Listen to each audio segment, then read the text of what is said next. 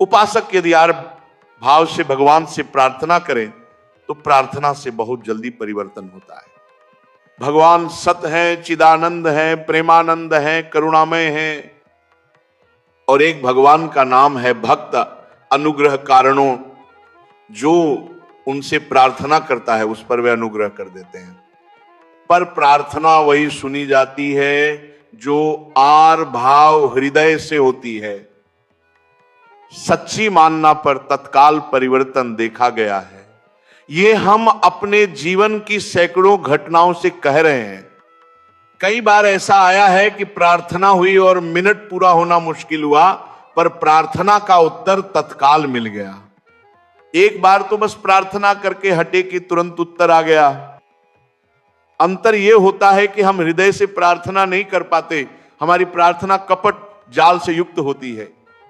इसीलिए कहिए प्रभु मोह, कपट, छल ये सब भले न भाव में हो, पर हृदय सच्चा नहीं हुआ तो फल नहीं मिलता।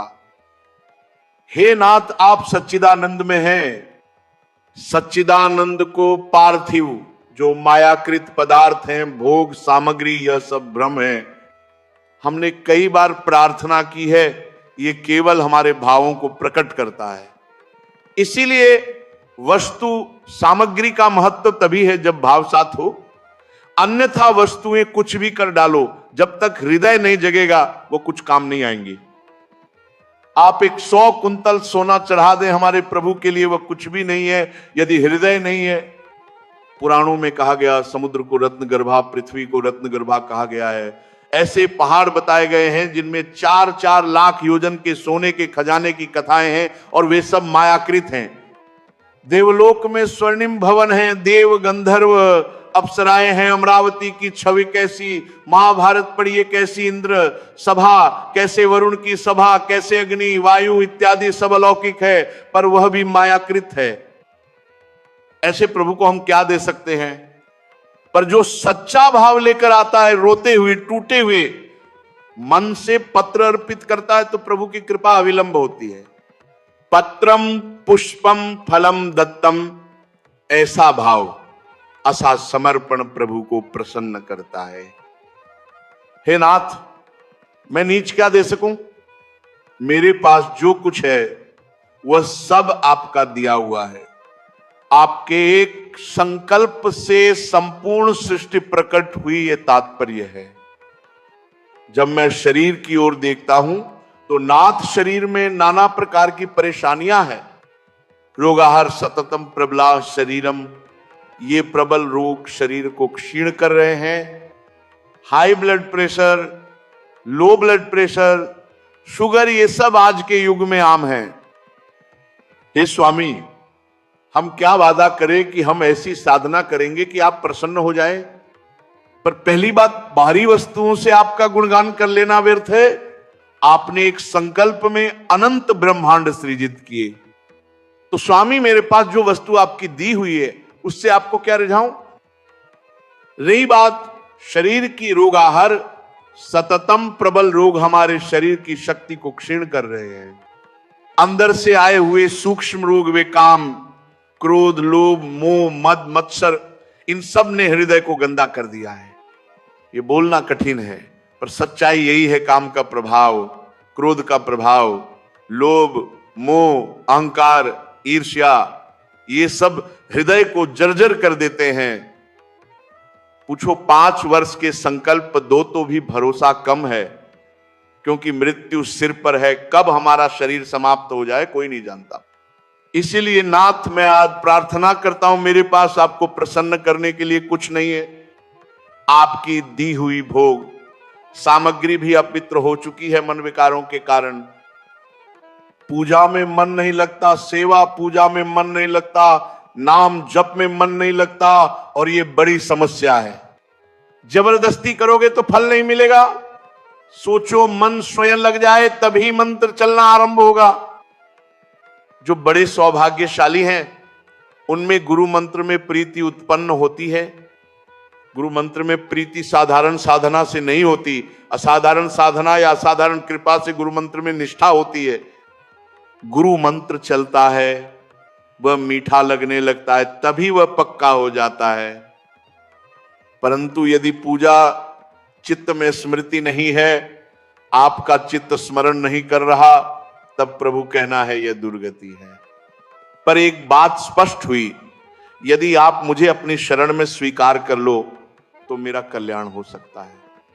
अब एक एक बात कहता हूं, प्रभु मैंने यज्ञ नहीं किया, यज्ञ करना कठिन है, यज्ञ के लिए पवित्र ध्यान, पवित्र मंत्र, पवित्र व्यवस्था चाहिए, यह संयोग कम ही बैठता है, इसलिए सबसे बड़ा यज्ञ रखा गया है।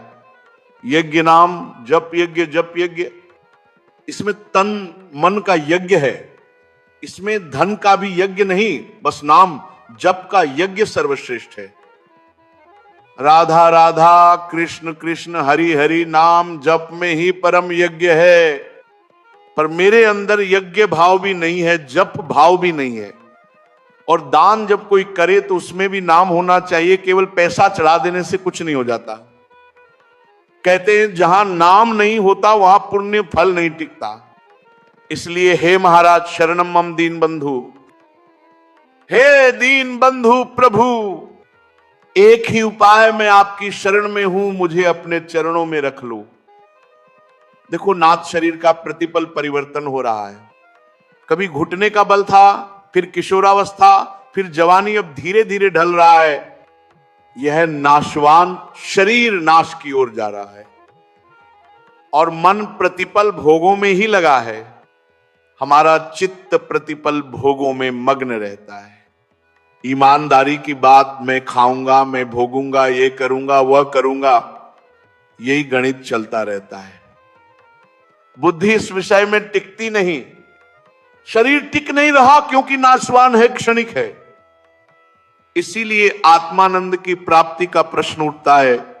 मैं कौन हूं, इसे जो जान ले वह जीव कल्याण पाता है। पर अभी तक हम आत्म ज्ञान से दूर हैं। तो हे दीन बंधु, अब आपकी शरण में आकर कहता हूं, बचा लीजिए मुझे। हे नाथ, मैं आपकी शरण में आ गया हूं। जैसे कच्चा घड़ा पानी डालते ही फैल जाता है, नष्ट हो जाता है, कच्चे घड़े में पानी टिकता नहीं। नाथ, मेरा शरीर भी उस कच्चे घड़े जैसा है, पता नहीं कब फूट जाए। जैसे बुलबुला दृश्य को भैया पर फूट जाने की घड़ी अज्ञात। यही जवानी, यही वैभव बिजली की तरह है, एक क्षण में चली जाती है। यह श्री लक्ष्मी चपला है, चंचला है, किसी एक जेब में टिकती नहीं। आज तुम्हारा कहा जाएगा मेरा है, पर अगला पल किसी और का कहा जाएगा सब चंचल है। इसलिए अभी दीन बंधु प्रभु के नाम का जप करो, अभी प्रभु की शरण में आ जाओ, तुम्हारा मंगल हो जाएगा। कई घटनाएं हैं जिन्हें सुनकर सोचने की जरूरत है। किसी ने अपने पुत्र को 10 करोड़ का व्यवसाय दिया, पर वही पुत्र बाद में धक्का मारकर बाहर कर देता है। वह चक्कर जीवन का, इसलिए हरि शरणम न होना बहुत भारी है। ये रुपया, ये समृद्धि जीव को पागल बना देती है, धर्म से भ्रष्ट कर देती है। जितना अधिक रुपया आता है उतनी ही बुद्धि भ्रष्ट होती चली जाती है, यह अनुभव है। रुपया का सदुपयोग हर कोई नहीं कर पाता। जो धर्मात्मा होते हैं वे रुपया का सदुपयोग करते हैं, अस्पताल खोलते हैं, निशुल्क दवाएं, भोजनालय, विद्यालय, ये सब सचमुच पुण्य का कार्य है। पर अधर्मी उसका उपयोग वे रूप से करते हैं। व्यभिचार, मद्य, पान, ये सब नाश का कारण बनता है। जब आय अधिक होती है और बुद्धि भ्रष्ट हो जाती है, धर्म से अधर्म की ओर झुकाव बढ़ता है, तब वह धन भी विनाश का कारण बन जाता है। कामादि दोष बढ़ जाते हैं। काम का बल इतना प्रबल हुआ कि आत्म नियंत्रण खो दिया जाता है। फिर मृत्यु का दंड, नरक, दुर्गति, यह संभव है। ऐसे में सबसे बड़ा उपाय है प्रभु की शरण ले। प्रभु अब तो संभालिए, मैं आपकी शरण में हूं, दीन दीन बंधु प्रभु, मुझे स्वीकार कर लीजिए। प्रभु कभी कहते हैं तीर्थ यात्रा करना चाहिए, पर वह तीर्थ यात्रा मनोरंजन के लिए नहीं, तपस्या पद्धति के साथ होनी चाहिए। गृहस्थ भी विरक्त होकर यदि वृंदावन, हरिद्वार, काशी जाएं, तीर्थ पर जाएं, तो एक दिन उपवास कर लें, केवल पानी पीकर रहें, इससे शारीरिक और मानसिक शुद्धि आती है। चाहे कितने भी करोड़पति हो, एक दिन का उपवास नहीं मारता। 3-4 दिन वृंदावन में रहो तो जीवन का भार हल्का हो जाता है। पर तीर्थ यात्रा वही लाभ देती है जो तप पूर्वक की जाए। होटल में जाकर पिकनिक मनाने से लाभ नहीं मिलता, वह पुण्य नष्ट कर देता है। तीर्थ का लाभ वही उठाता है जो वहां साधु संग में रहता है, साधु संग सुनता है, नाम जप करता है, तप करता है, तभी पाप नष्ट होते हैं।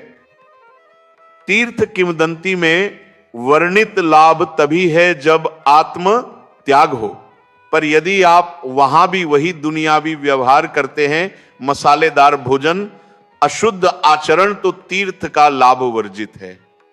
अतः सावधान रहना चाहिए। तीर्थ पर जाने वालों के लिए सरल नियम: एक दिन जल आहार, केवल जल, दूसरे दिन फलाहार, तीसरे दिन थोड़ा अन्न, पवित्र अन्न और संयमित व्यवहार। यदि तीर्थ में जाओ तो सत्कार का, सेवा का मार्ग अपनाओ, पर पिकनिक मनाने का नहीं, वरना जितना सुकृत कमाते हो वह सब नष्ट हो जाएगा। जो सुकृत करो, संत महात्मा, पूजन, भोजन, दान, अस्पताल, विद्यालय, पशु पालन, वही सच्चा प्रभाव छोड़ता है। जहां धन का सदुपयोग होता है वहां समाजोन्नति होती है, वरना नहीं। नाम संकीर्तन का महत्व अत्यधिक है, ये समस्त पापों का नाशक है। यदि आप नाम संकीर्तन, कीर्तन, सत्संग में बैठते हो, वह सबसे बड़ा तप है। पर वाणी और आचरण का ध्यान रखना अत्यावश्यक है। मिथ्या भाषण, झूठ, गाली, निंदा, ये सब पाप हैं। मन तो स्वभावतः पाप चिंतन में रहता है, पर वाचा और कर्म से पाप का भार घटाना चाहिए। तस्मात् शरणं मम दीन बंधु, हे दीन बंधु, मुझे अपनी शरण में रख लीजिए। मन जड़ हो गया है, चाहे कितना भी समझाओ, मन अपनी मनमानी करता है। अहंकार इतना बढ़ गया है कि संतों के चरणों में नमन करने का मन तक नहीं होता। परंतु अहंकार छोड़ो, क्योंकि अहंकार ही सबका मोक्ष रोकता है। प्रभु, हे नाथ चक्षुपश्य विश्वरूपम, हमारी आंखें अपवित्र हो चली हैं, वे गंदा ही देखती हैं। वे नहीं देखती कि आप स्त्री के हृदय में बैठे हो, पुरुष के हृदय में बैठे हो, जड़ चैतन्य के हृदय में बैठे हो, आप सर्वत्र व्याप्त हो। हे विश्वात्मा, पर हमारी दृष्टि अपवित्र रह गई है। वाचा वाणी भी सौम्य रहनी चाहिए, पर हमने वाणी कठोर कर रखी है। अभिमान, गर्व, क्रोध मिश्रित वाणी बोलते हैं। प्रभु, अब तो एक ही आग्रही विनती, मध्य शरणम मम दीन बंधु, केवल आप अपनी शरण में ले लो, मेरा उद्धार हो सकता है। प्रभु, यद्यपि सतोगुण भी मायाकृत है, पर सतोगुण से भक्ति की ओर जाना संभव है। पर सतोगुण तब आता है जब आहार, संग, सोच सब सतोगुणी हो। पर अधिकांश आहार विहार आज रजोगुणी तमोगुणी छाया में है। रजोगुण और तमोगुण की पहचान निद्रा, आलस्य, प्रमाद, तमस नींद में गिरे रहना, क्रोध करना, अवांछित आचरण, ये सब रजोगुण तमोगुण के लक्षण हैं। और इन गुणों में जीवन अशुभ कर्म करता है, क्योंकि सतोगुण से ही शुभ कर्म होते हैं और यही सतोगुण हमें प्रभु की ओर ले जाते हैं। अतः अपना जीवन सुधारिए। नाम, जप, भजन, सत्संग, इनसे ही उद्धार है। हे महाराज, अब मैं यह समापन इस एक वाक्य पर करना चाहता हूं, प्रभु की शरण में आओ। जो कुछ भी तुम कर सकते हो वह भी करो। नाम जप से बड़ा कोई यज्ञ नहीं। श्री हरि की कृपा आप सब पर बनी रहे। हरि हरि।